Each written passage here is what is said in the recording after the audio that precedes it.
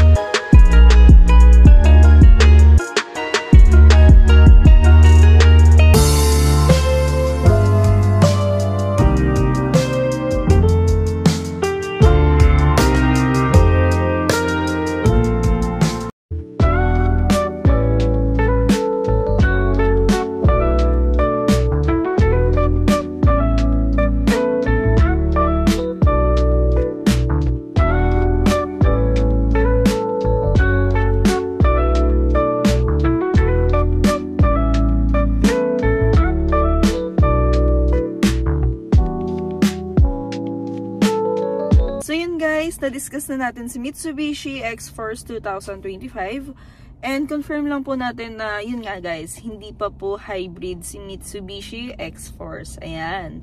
But still compact SUV and powerful design. Si Mitsubishi X-Force 2025. So kung makikita nyo guys, at kung napanood nyo yung buong video at nakarating kayo dito sa video na to, kung gaano kaganda si Mitsubishi X-Force, or kung worth it po ba dun sa SRP price ni Mitsubishi X-Force. So, yun lang guys. Thank you so much for watching my video.